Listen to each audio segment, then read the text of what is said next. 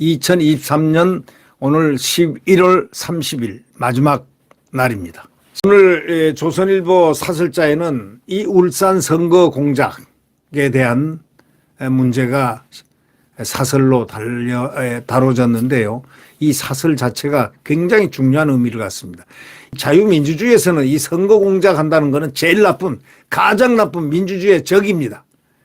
근데 이 울산 선거 공작, 이게 재판이 말이죠, 3년 반 정도 만에 1심 판결이 나왔다는 건 있을 수가 없는 얘기죠. 그만큼 문재인 정권에서 꽉 눌러놓고 있었다는 것. 그리고 그 재판하는 그 재판의 책임자 누구겠습니까? 김명수가 꽉 눌러놓고 있었다는 것. 그걸 의미하는 거 아니겠습니까?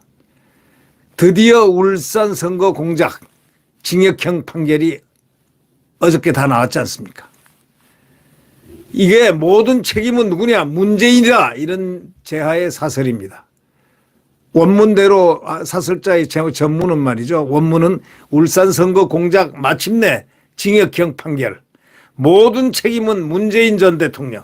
이렇게 나왔습니다. 자, 이걸 우리 함께 공유하도록 하겠습니다. 문재인 정부 때 가장 나쁜 게 바로 이 청와대 울산시장 선거 개입. 이건 민주주의의 적입니다. 선거에 부정이 개입한다는 것은 이건 있을 수가 없습니다. 이제 이거는 벌써 판결이 났습니다. 징역 3년 실형을 둘이나 받았습니다. 누가? 기소된 송철호 전 울산시장, 또 민주당 황운하 의원에게 서울중앙지법이 1심에서 각각 3년 징역을 내렸는데 실형 선고했습니다. 실형. 이건 집행유예가 아닙니다. 실형. 예.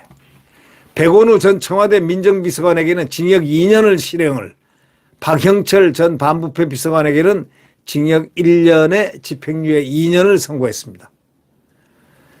이들이 기소된 지 3년 10개월 만입니다. 이 3년 10개월이면 4년 동안인데 4년 동안 이거는 1심 판결도 못 나오게 쫙 이렇게 해놨습니다. 이게 누가 그랬을까요? 김명수가 해놓은 작품입니다. 김명수가 대법원장 때 이것을 딱 홀드했겠죠.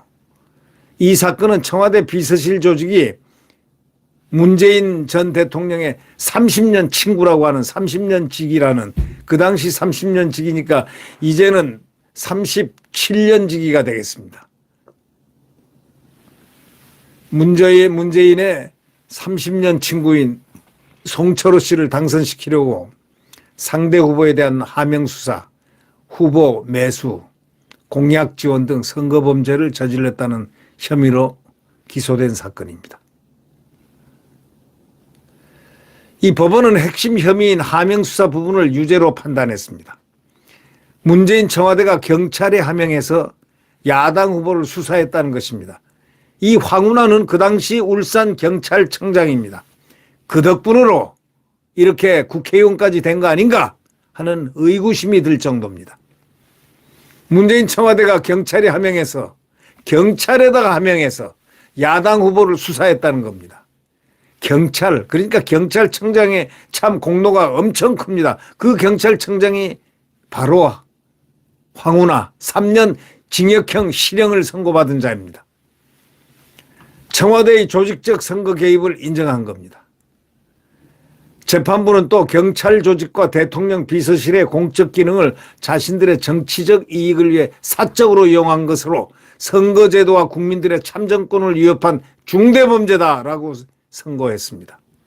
당시 벌어진 상황은 이 표현 그대로입니다. 당시 문재인은 대통령으로서 송씨 당선이 소원이라고까지 말을 했습니다. 그러자 청와대 비서실 조직이 동원된 겁니다. 송씨 측이 넘겨준 야당 후보 관련 첩보를 당시 황운하 당시 울산 경찰청장에게 넘겨 수사하도록 했고, 경찰은 야당 후보가 공천장을 딱 받고 이제 선거운동에 돌입하려고 하는데 바로 그의 사무실을 덮쳐서 압수수색을 했습니다. 그 당사자가 김기현입니다. 김기현 지금 국민의힘 대표가 그 당시에 피해자였습니다. 야당 후보는 나중에 검찰에서 무혐의 처분을 받았지만 야당 후보가 당시에 누구냐? 김기현입니다. 나중에 검찰에서 무혐의 처분을 받았지만 선거에서 낙선한 뒤에 낙동강 오리알이 돼 있었을 그 당시입니다. 법원은 청와대의 이 공작을 다 유죄로 판단했습니다. 이번에 법원 판단은 상당히 공정하게 이루어졌다고 그렇게 느껴집니다. 문재인 대통령은 그 후 선거 공작에 대한 검찰 수사가 진행되자 인사권을 이용해서 검찰 수사팀을 공중분해시켰습니다. 이 문재인 참 나쁜 짓 많이 했네요, 보니까. 이 검찰총장도 몰아냈습니다. 검찰총장이 누굽니까? 윤석열 지금 현 대통령입니다. 이분까지 몰아냈습니다. 이 사건으로. 이 사건 재판을 맡은 우리법연구회 출신 김미리 부장 여성 판사 알죠? 김미리. 예? 보통 다른 사람이면 중앙지법이라든가 이런 데 오면 딱 3년 채우고 가야 됩니다. 2년, 3년 이상 있을 수가 없습니다. 그런데 김미리는 4년이나 있었습니다.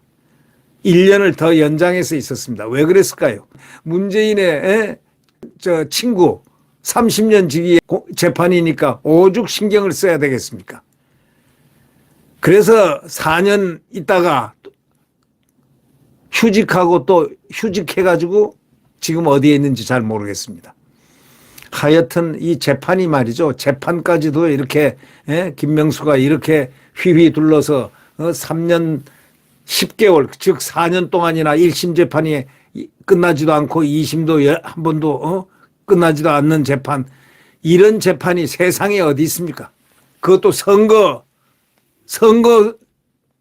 선거법 위반 사건 아닙니까?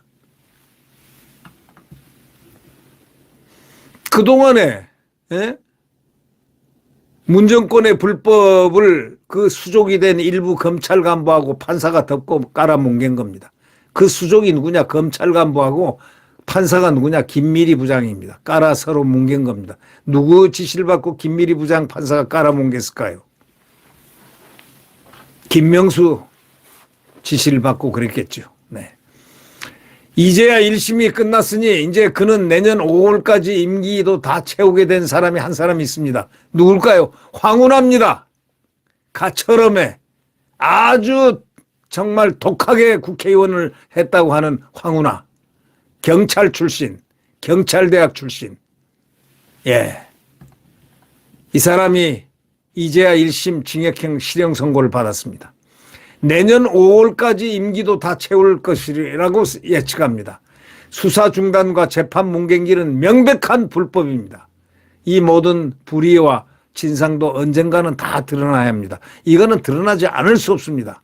이거는 벌써 대한민국 국민이 울산 선거 공작에 대해서는 다 알고 그 피해자가 김기현 대표라는 것도 다 알고 있기 때문입니다.